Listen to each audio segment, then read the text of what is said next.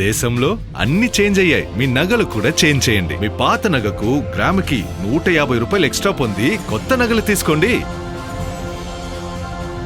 అదే తక్కువ తరుగుకు మీ లలితలో మాత్రమే.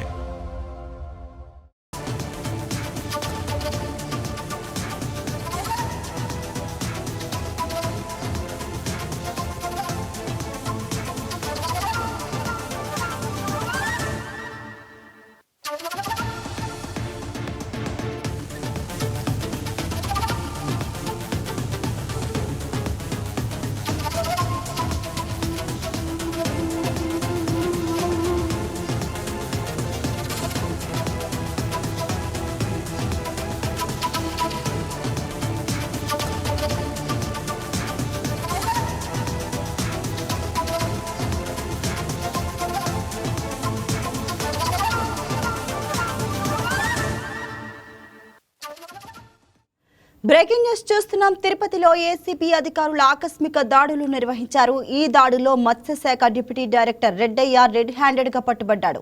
చేపల పెంపకం కోసం 50 లక్షల రుణాల మంజూరుకు సదరు అధికారి 6 లక్షల లంచం డిమాండ్ చేశాడు.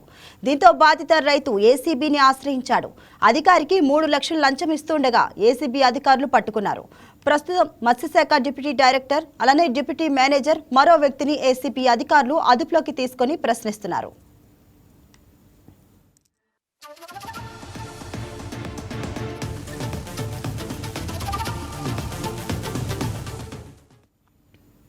దీనిపై మరింత సమాచారాన్ని మా కరెస్పాండెంట్ సెల్వం అందిస్తారు ఫోన్ ద్వారా.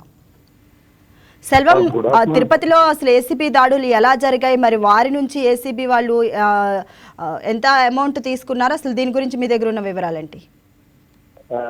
Good afternoon Shravani. ఏదైతే చూస్తుంటే తిరుపతి జిల్లా మత్స్యశాఖ జిల్లా అధికారి కార్యాలయంలో అవినీతి నిరోధక శాఖ అధికారులు కూడా నిర్వహించిన సోదాలు కూడా ఇప్పుడు సంచలనంగా మారినాయి.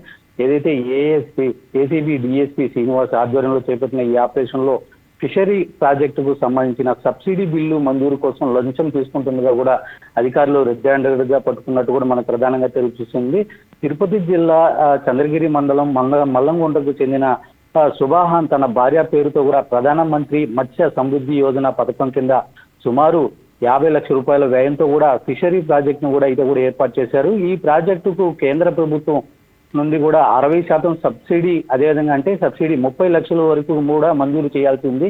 అయితే ఈ సబ్సిడీకి సంబంధించిన బిల్లు పెండింగ్ లో ఉండడంతో కూడా బిల్లు మంజూరు చేయడానికి డిప్యూటీ డైరెక్టర్ డిఎఫ్ఓ రెడ్డయ్య 6 లక్షల రూపాయలు కూడా డిమాండ్ చేసినట్లు కూడా మనకి ప్రధానంగా తెలుస్తుంది. ఇదే అంశాలకు సంబంధించి ఏసీబీ డిఎస్పీ శ్రీనివాసరావు కూడా వెల్లడించినటువంటి పరిస్థితి అయితే కూడా నెలకొంది. ఈ వ్యవహారంలో జిల్లా ప్రాజెక్టు మేనేజర్ అయినటువంటి కిరణ్ మధ్యవర్తిగా వ్యవహరించి నాగరాజ్ అనే వ్యక్తిని కూడా దీంట్లోకి, అంటే ఇతను ఒక 3 థర్డ్ పర్సన్ గా కూడా చేర్చి ఇతను ఎవరైతే సుబాహాన్ ఉన్నాడో అతని వద్దకు వెళ్ళి కూడా డబ్బులు తీసుకురావాలని కూడా సూచించడంతో ఇటు బయట కూడా వెళ్ళి అతను డబ్బు తీసుకుంటున్న టైంలో రెడ్ హ్యాండెడ్ గా కూడా ఇటు ఏసీబీ అధికారులు పట్టుకున్నారు. ఏదైతే కూడా ఏసీబీ అధికారులు ఆ లిక్విడ్ టెస్ట్ అయితే నిర్వహిస్తారో ఆ లిక్విడ్ టెస్ట్ లో కూడా పాజిటివ్ గా తేలినట్టు కూడా మనకి ప్రధానంగా తెలుస్తుంది. అయితే సుబాన్ ఫిర్యాదు మేరకు ఏసీబీ అధికారులు కూడా ప్రత్యేక ప్రణాళికలు రూపొందించి కూడా అందులో భాగంగా కూడా దీంట్లో చూసుకుంటే మొదటగా కూడా సంబంధించి ఏదైతే 6 లక్షలు డిమాండ్ చేయడంతో కూడా మొదటగా 3 లక్షలు ఇవ్వాలని చెప్పి కూడా డిమాండ్ చేశారు. ఈ 3 లక్షలు ఇచ్చేటప్పుడే ఏసీబీ అధికారులు కూడా స్వయంగా వెళ్ళి కూడా ఇటు వాళ్ళని అయితే కూడా అదుపులోకి తీసుకున్నటువంటి పరిస్థితి. మరో పక్క ఏదైతే చూసుకుంటే ఈ ఘటన అనంతరం ఇప్పుడు చూసుకుంటే కూడా మత్స్యశాఖ జిల్లా అధికారి కార్యాలయంలో కూడా సోదాలు నిర్వహించి ఇటు సంబంధించి కూడా కీలక పత్రాలు రికార్డులు కూడా స్వాధీనం చేసుకుని పరిశీలిస్తున్నారు. ఇదే సమయంలో కూడా ఏదైతే డిప్యూటీ డైరెక్టర్ రెడ్డయ్య ఉన్నాడో ఆయన కడపలో ఆయన నివాసం ఉంది.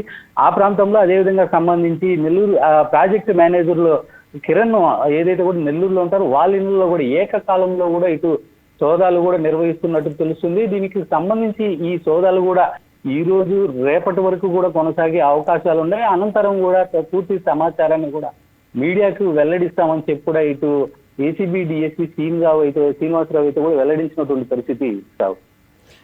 ఈ ఘటనపై మత్స్యశాఖ ఉన్నతాధికారులు ఏ విధంగా స్పందించారు సెల్వం?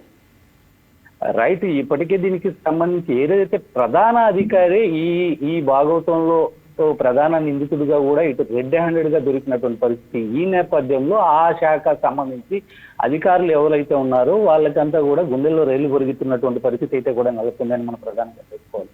ఏదైతే ఇప్పుడు ఈ సుభాను ఫిర్యాదు మేరకే ఏసీబీ అధికారులు కూడా ప్రత్యేక ప్రణాళిక రూపొందించి కూడా ఇప్పుడు రెడ్ హ్యాండెడ్ గా పట్టుకున్నారు. అందులో కూడా ఏదైతే ఏసీబీ అధికారులు టెస్టింగ్ లిక్విడ్ అయితే ఉంటుందో ఆ లిక్విడ్ ద్వారా కూడా వాళ్ళు పరిశీలించిన నేపథ్యంలో అది కూడా పాజిటివ్ వచ్చిందని చెప్పి కూడా ఏసీబీ డిఎస్పీ శ్రీనివాసరావు కూడా తెలిపినటువంటి పరిస్థితి. ప్రస్తుతానికి కూడా కార్యాలయంలోకి ఎవరిని అనుమతించకుండా థ్యాంక్ యూ సెల్వం.